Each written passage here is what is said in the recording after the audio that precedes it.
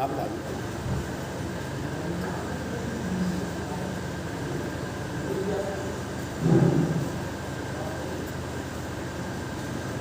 बहुत धन्यवाद। अब आप बड़े प्रेम से सत्ता से शांतिपूर्वक जो प्रवचनों का लाभ लें।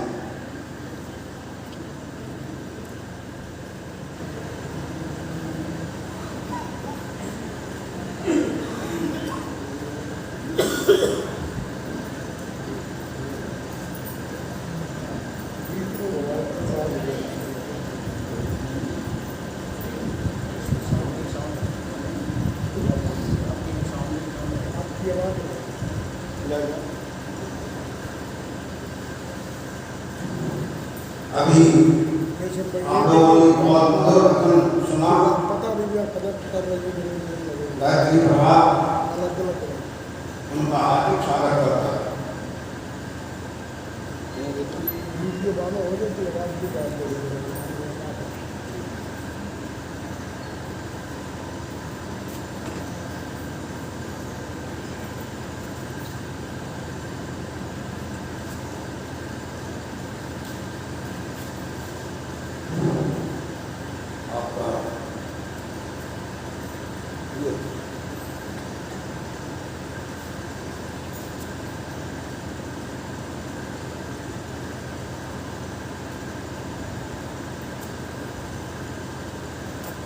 सुंदर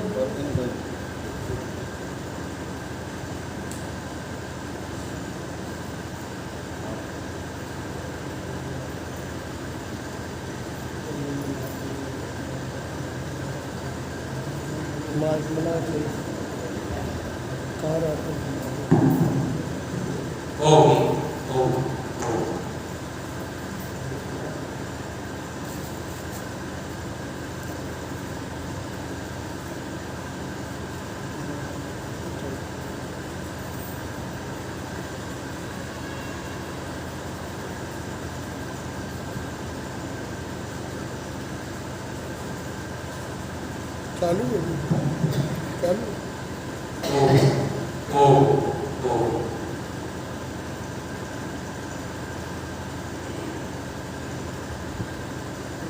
गायत्री मंत्र का उच्चारण करेंगे।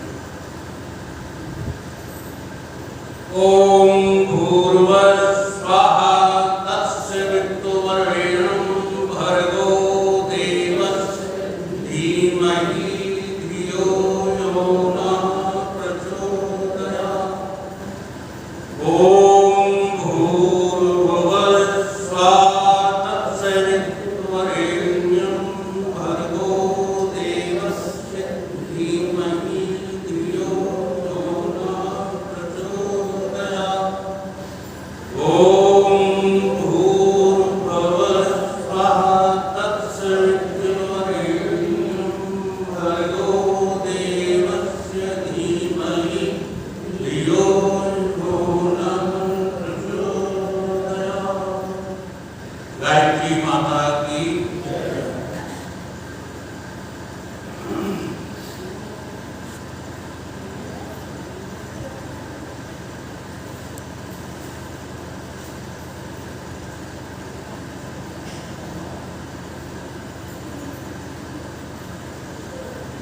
पुष्पी कहने से पूर्व मंगलाचरण का नियम होता है।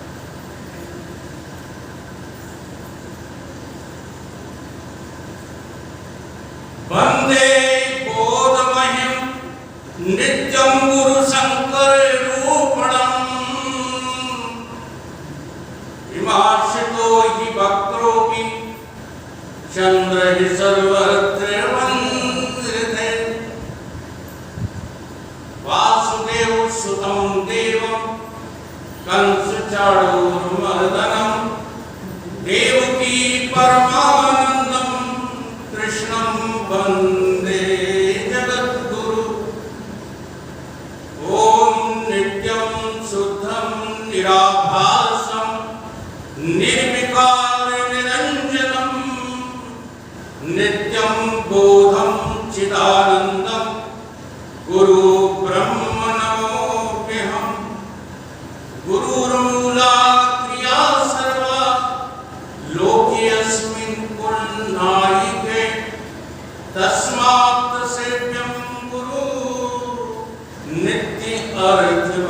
संजीवकम् ओम सच्चिदानंद रूपाय विश्वोत्पत्त्यादि हेतुवे तापत्रय विनाशाय श्री कृष्णाय वयं नमः।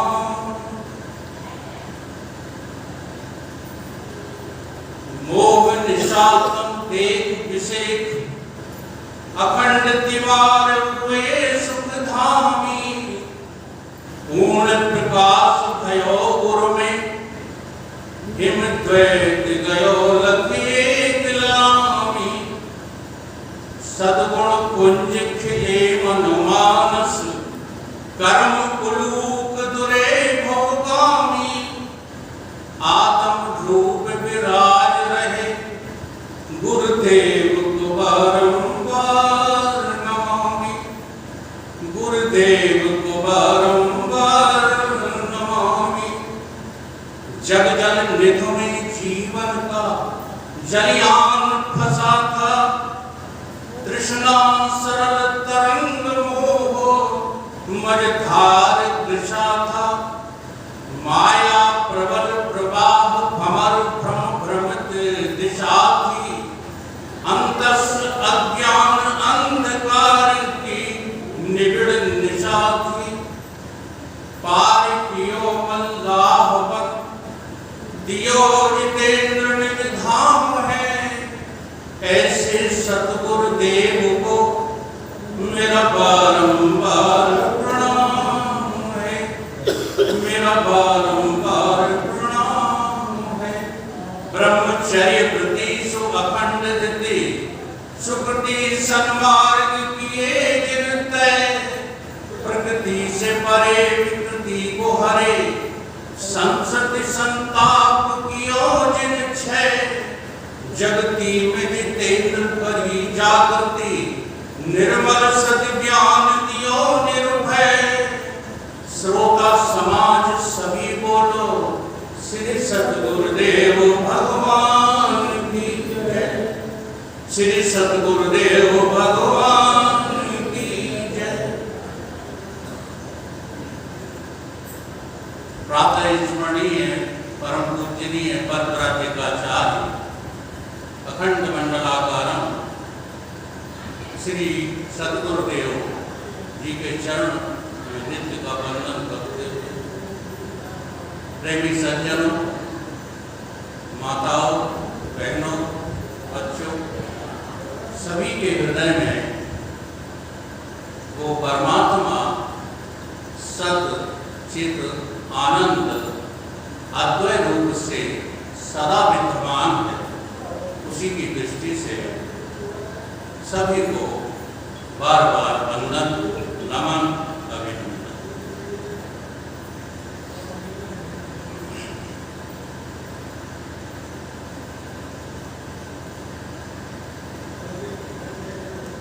जो बात दवा से बन न सके वो बात दुआ से होती है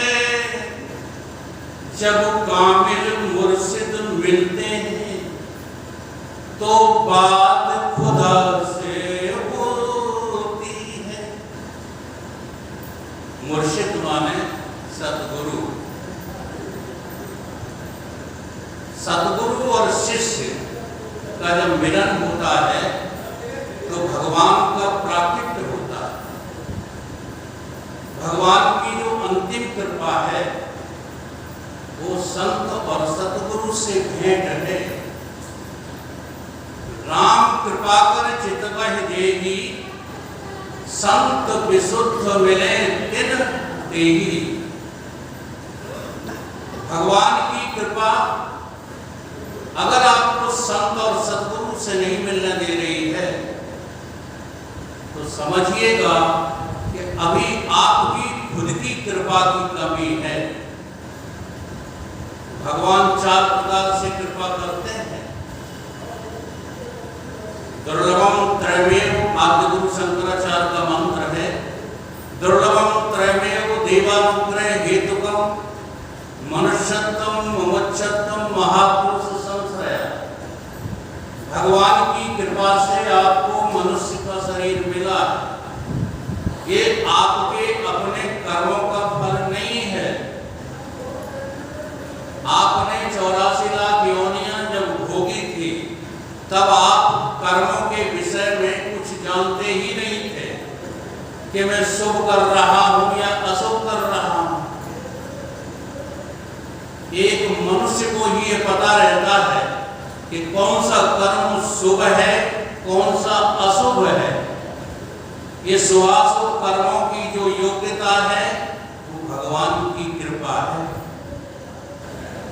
नहीं तो शेर मांस खाता है शिकार करता है कोई पाप नहीं करता।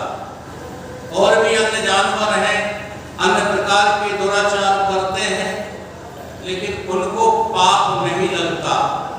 क्यों नहीं लगता? क्योंकि भगवान की उनके ऊपर कृपा जारी है। 9 जलचर 10 व्योमचर क्रम 11 वन 20 84 ये जानिए 4 कीस पशु 30 84 को भोग कर होए मनुज अवतार और प्रभु मिले जा तम सो तुलसी कहो विचार। तुलसीदास जी बड़ा विचार करके कहते हैं कि 84 लाख योनियों को भोगने के बाद ये जीव माने हम। जरा देखो हमारे कितने स्तर हैं ये हमें समझना चाहिए। हनुमान जी से एक बार राम जी ने विरोध में ही पूछ दिया हनुमान जी तुम कौन हो? हनुमान जी को बड़ा विस्मय हुआ। हनुमान जी सोचने लगे कि आज प्रभु ने ऐसा प्रश्न हमसे क्यों किया। समझ गए कि जरूर इसमें कोई रहस्य है। हनुमान जी कहते हैं देह दृष्टया मैं आपका सेवक। देह की दृष्टि से हम भी सबके सेवक बने। अगर आप जो है देह में जी रहे हो और सेवा नहीं करते तो समझ लो कि आप पाप कमा रहे हो। अगर देह में जी रहे देहात्म बुद्धिजम पापम, आप अपनी बुद्धि में यदि स्त्री और पुरुष हो यदि आप जो है किसी जाति को आरोप करके अपने को मैं समझ रहे हो किसी पद प्रतिष्ठा को लेकर आप अपने को मैं कह रहे हो तो अभी आप देह में जी रहे हैं। देहात्म बुद्धिजम पापम न गौवध कोटि था। करोड़ों गौओं के वध करने के बराबर का पाप है अपने को देह समझना। मैं देह हूं मैं देह हूं ये सबसे बड़ा ही पाप है। सब पाप इसके पुत्र हैं। सब पाप का ये पाप है। देहाभिमाने गलते अपने देह के अभिमान को गलाना ये प्रथम भजन है। कैसे गलेगा? मात्र सेवायाम। सेवायाम भक्ति। माता जी बातचीत मत करो। हम थोड़ा समय बोलेंगे। हम कोई अपनी विद्वता झाड़ने यहाँ नहीं आए। हम जो है गुरुओं की कृपा से सीखे हैं उसे आपको प्रसाद के रूप में देने आए हैं। कृपया बातचीत मत कीजिए।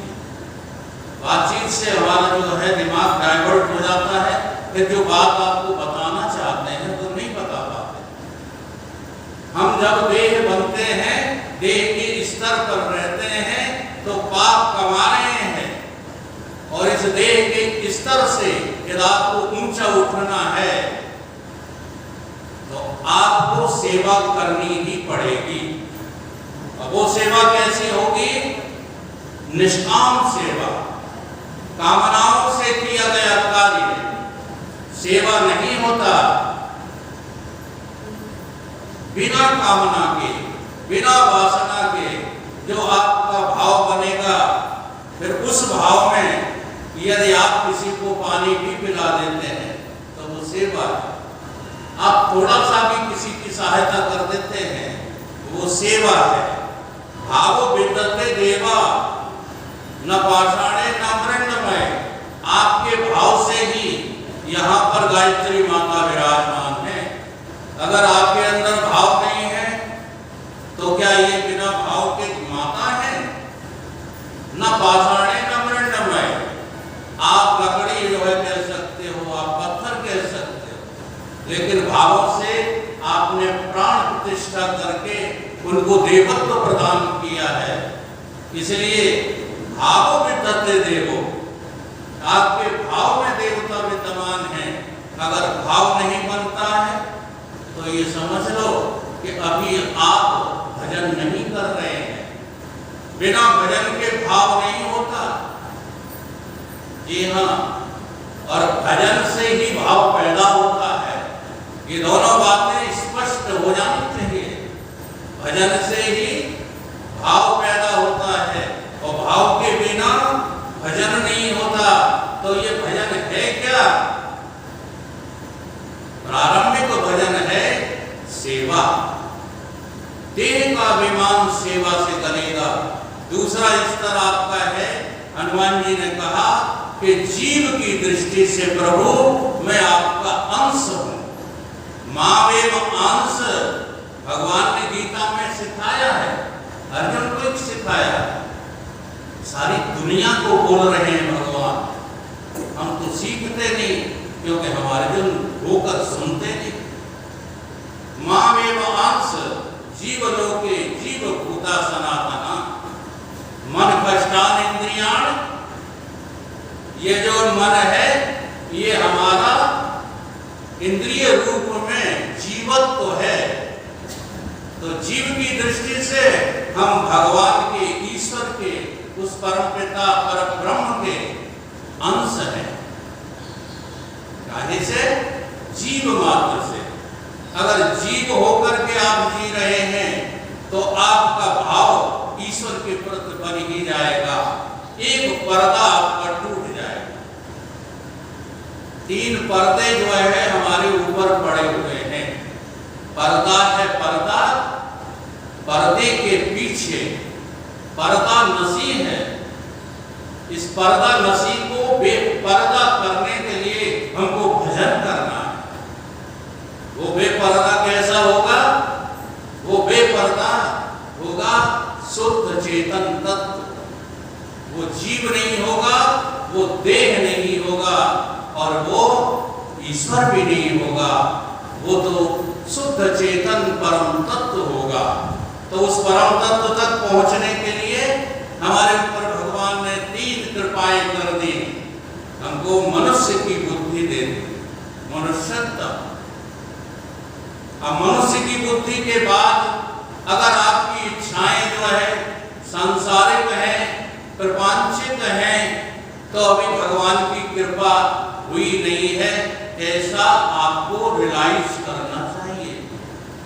क्योंकि भगवान की दूसरी कृपा का नाम है आपके अंदर मोक्ष की इच्छा जाग जाना।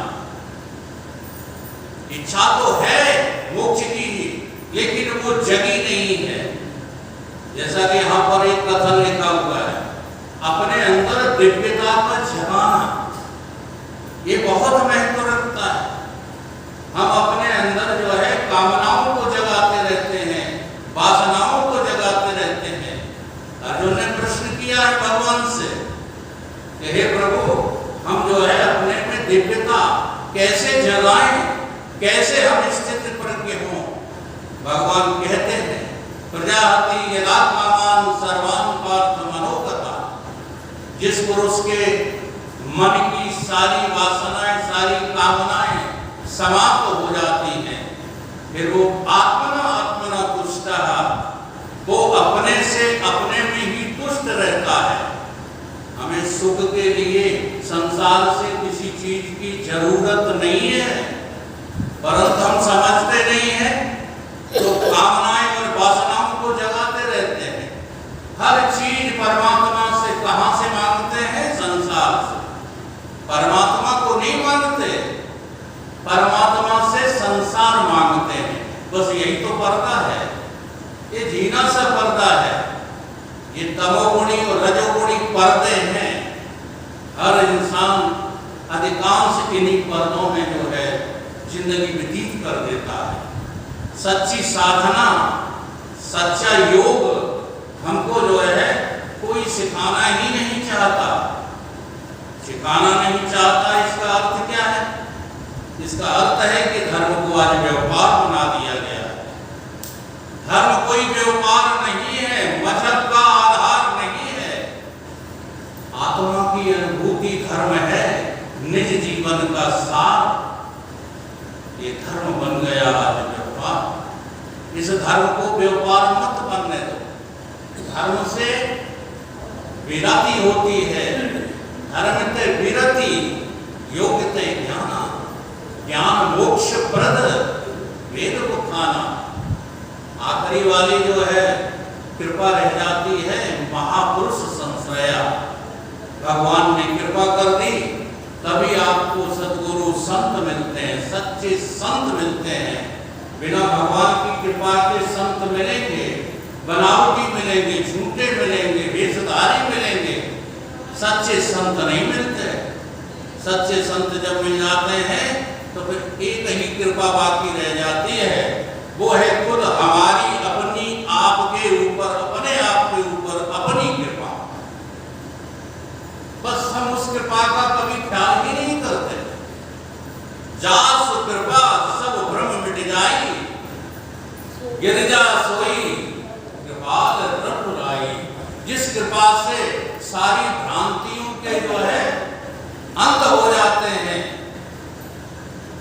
अभी हमारे जो है बुजुर्ग ने कहा था ना, हरि अनंत। हरि कैसा है?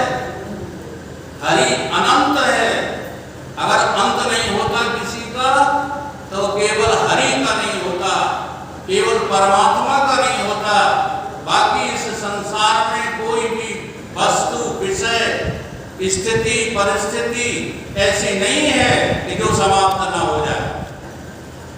सब कुछ समाप्त हो जाता है, केवल समाप्त नहीं होता तो केवल परमात्मा, आपका अपना आत्मा, आपकी अपनी समझ, ये कभी समाप्त नहीं होती।